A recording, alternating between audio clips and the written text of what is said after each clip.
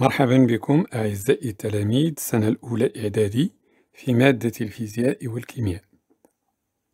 سنعتمد على كتاب Univers Plus Première année collège في تقديم دروس السنة الأولى، وستكون هذه الدروس ملخصة بحيث تساعدكم على التركيز على الدروس التي تلقيتموها في فصلكم الدراسي. فمرحبا بكم مرة ثانية.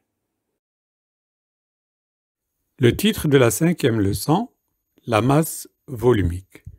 Au cours de cette leçon, nous allons apprendre la notion de masse volumique.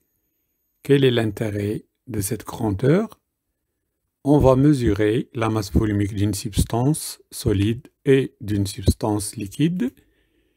On va étudier aussi la condition de flottabilité d'un corps dans l'eau.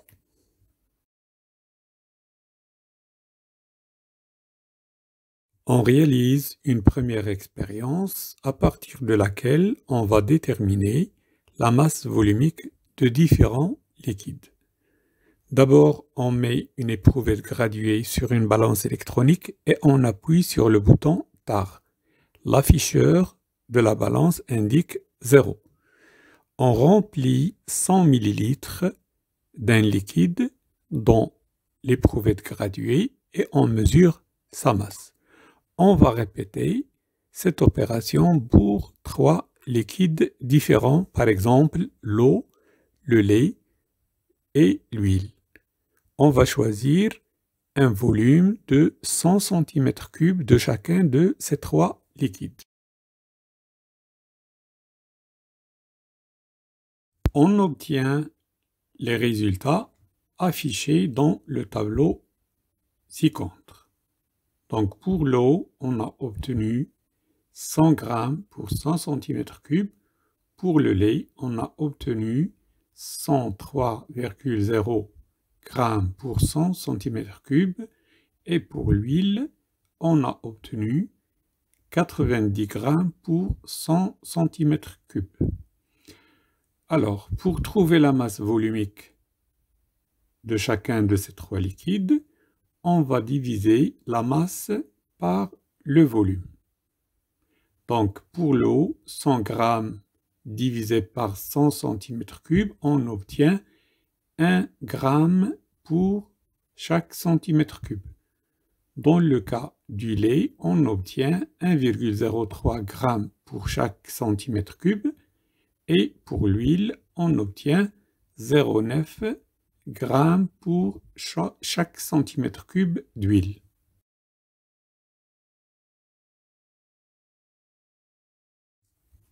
On obtient alors que la masse volumique du lait est plus grande que celle de l'eau et celle de l'eau est plus grande que celle de l'huile.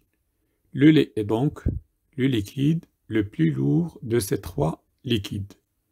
Et on peut aussi conclure que l'huile est le moins lourd de ces 3 liquides. Comme on peut le constater, chacun de ces 3 liquides a sa propre masse volumique qui les distingue des autres liquides.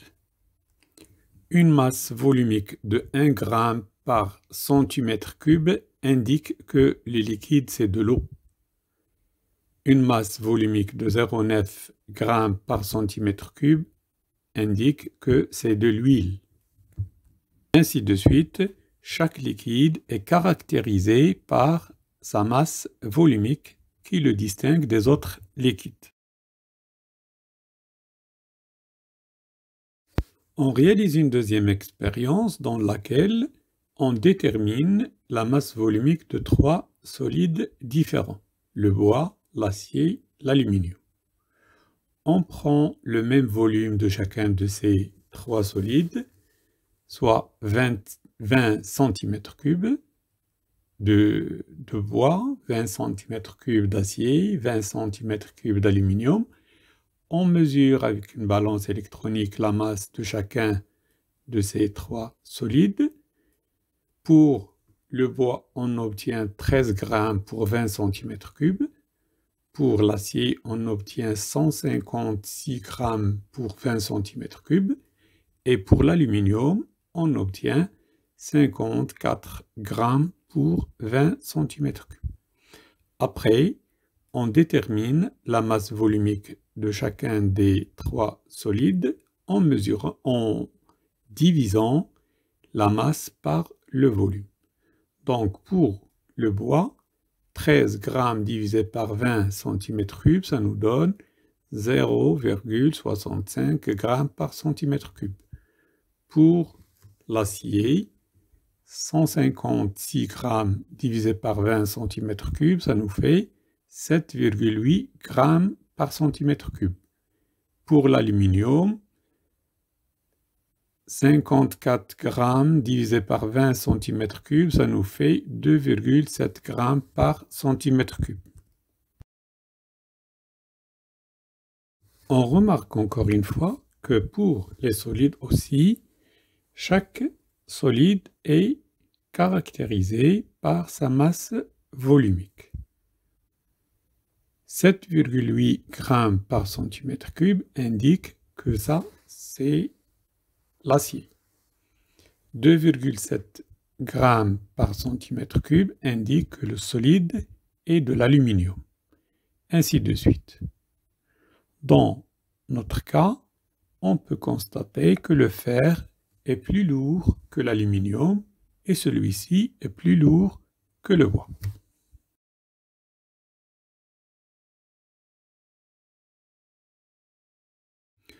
Pour déterminer la condition de flottabilité d'un corps dans l'eau, on réalise l'expérience suivante.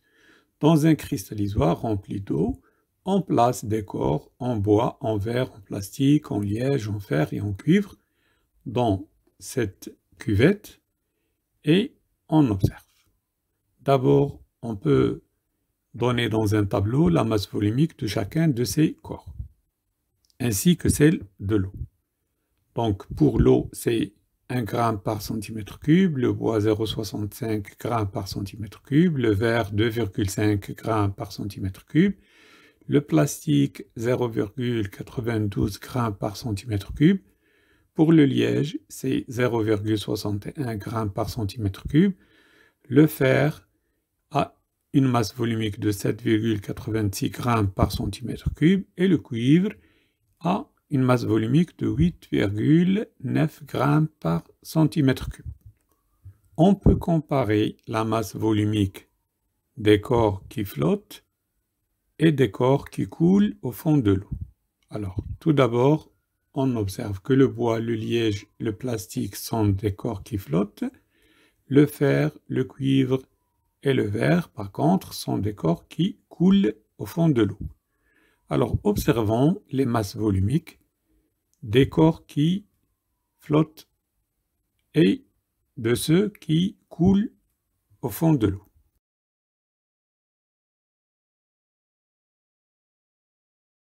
On observe donc que pour les corps dont la masse volumique est inférieure à celle de l'eau, le bois, le liège, le plastique, ces corps flottent à la surface de l'eau.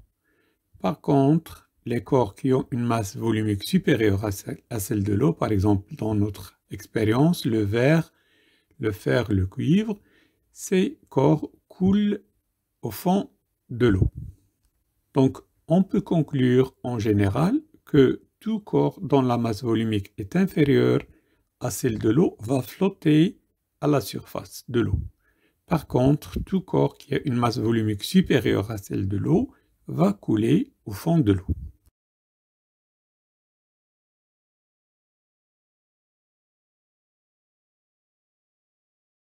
En conclusion de notre leçon, on peut retenir que la masse volumique d'une substance est obtenue en divisant la masse d'un échantillon de cette substance par le volume de cet échantillon.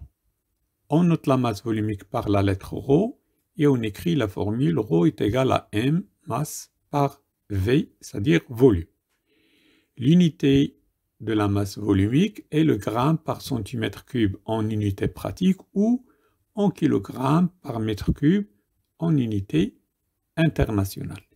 Cette unité est obtenue à partir des unités de la masse et celle du volume. On doit retenir aussi que la masse volumique d'un corps solide ou liquide caractérise ce corps, c'est-à-dire il le distingue des autres corps. Par exemple, si le corps a une masse volumique de 7,8 grammes par centimètre cube, ce corps est du fer. On doit retenir aussi qu'un corps flotte sur l'eau si sa masse volumique est inférieure à celle de l'eau, ou il coule si sa masse volumique est supérieure à celle de l'eau.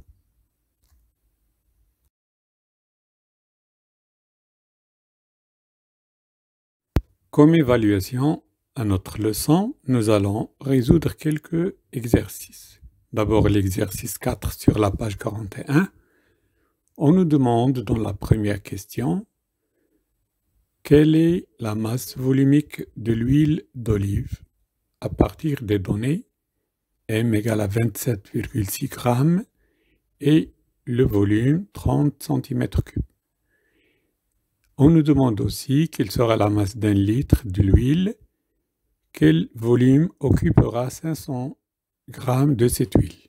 Dans la deuxième question de cet exercice, on nous propose un cube d'acier dont l'arête est de 10 cm pèse 7,7 kg. On divise ce cube en deux parties égales. Quelle sera alors la masse volumique en grammes par centimètre cube de chaque partie? On répond d'abord aux questions 4.1 et 4.2 de l'exercice 4. Pour la question A, la masse volumique de l'huile d'olive est obtenue en divisant la masse de l'échantillon d'huile par son volume. Ici, on nous donne 27,6 grammes, on la divise par 30 cm3, on obtient 0,92 grammes par centimètre cube. La réponse à la question B, 1 litre d'huile d'olive aura une masse M égale ρ fois V. On utilise la masse volumique 0,92 grammes par centimètre cube qu'on a trouvé dans la première question. On multiplie par le volume d'un litre en centimètres cubes, c'est-à-dire 1000 centimètres cubes, on obtient 920 grammes. Donc la masse d'un litre d'huile d'olive est 920 grammes. La réponse à la question C, 500 grammes de l'huile d'olive va occuper un volume. On fait l'opération V égale à M sur ρ. 500 grammes divisé par 0,92 grammes par centimètre cube, on obtient 543,48 centimètres cubes. La réponse à la question 2, la masse volumique des deux parties sera égale à celle du cube puisque c'est la même matière. Même si on divise le cube en deux, on aura toujours du fer. Donc la masse volumique du fer, on divise la masse du cube, 7800 grammes, par le volume du cube. On doit multiplier arête par arête, 10 fois 10 fois 10, ça nous donne 1000 cm3. Donc 7800 grammes divisé par 1000 cm3, ça nous fait 7,8 grammes par centimètre cube. La masse volumique du fer est toujours la même, que ce soit une grande partie ou une petite partie du fer.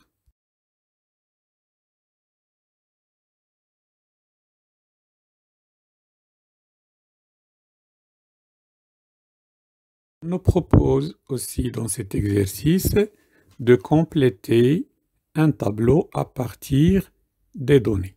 Donc on nous donne le volume et la masse volumique pour le corps A. Pour le corps B, on nous donne la masse et la masse volumique, on nous demande de trouver son volume. Pour le corps C, on nous donne la masse et le volume et on nous demande de trouver sa masse volumique. Dans la quatrième question, on nous demande quel serait le volume en centimètres cubes d'une boule en cuivre de masse 60 kg, sachant que la masse volumique du cuivre est de 8900 kg par mètre cube.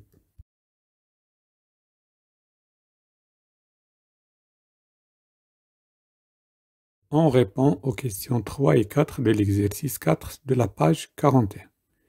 D'abord, pour le tableau, ce qui nous manque pour le corps A, c'est la masse. Donc, on utilise la relation m égale à ρ fois V, soit 7,8 grammes par centimètre cube multiplié par 60 centimètres cubes, on trouve 468 grammes. La masse du corps A est donc 468 grammes. Pour le corps B, on doit calculer le volume, donc on utilise la formule V égale à m sur ρ. On nous donne dans la masse 420 grammes, la masse volumique 2,7 grammes par centimètre cube. L'opération, ça nous donne 155,55 centimètres cubes. Pour le corps C, on nous donne la masse et le volume, donc on peut appliquer la formule ρ égale à m sur V et on trouve la masse volumique. Donc 320 divisé par 64, ça nous donne 5 grammes par centimètre cube. La réponse à la question 4, le volume de la boule de cuivre, V égale à m sur ρ, 60 kg divisé par 8900 kg par mètre cube, ça nous donne 0,00674 mètres cubes. On convertit en centimètres cubes en multipliant par 1 million. Ça nous fait 6740 centimètres cubes.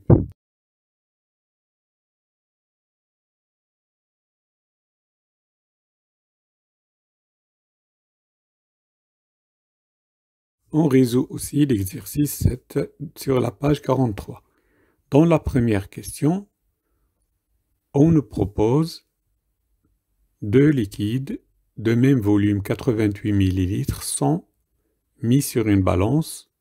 On observe que la balance est penchée plutôt du côté du liquide 2. Lequel de ces deux liquides a la plus grande masse volumique? Dans la question 2 de l'exercice 7, on nous propose deux corps de même masse. Chacun d'eux a une masse de 100 grammes. On les met dans une balance. On observe que la balance garde le même équilibre, c'est-à-dire qu'elle n'est penchée ni vers le corps 3 ni vers le corps 4. Lequel de ces deux corps a la plus grande masse volumique?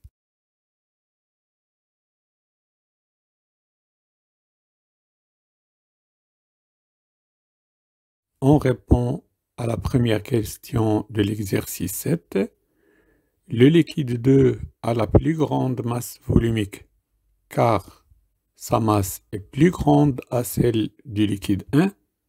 Les deux liquides ont même volume, donc celui qui a la plus grande masse aura la plus grande masse volumique. Pour la question 2, les deux corps 3 et 4 ont la même masse, mais n'ont pas le même volume. On observe que le volume du corps 4 est supérieur à celui du corps 3. Donc, si on divise 100 grammes par un volume plus petit que celui du corps 4, on aura une valeur plus grande. Donc, la masse volumique du corps 3 est supérieure à celle du corps 4.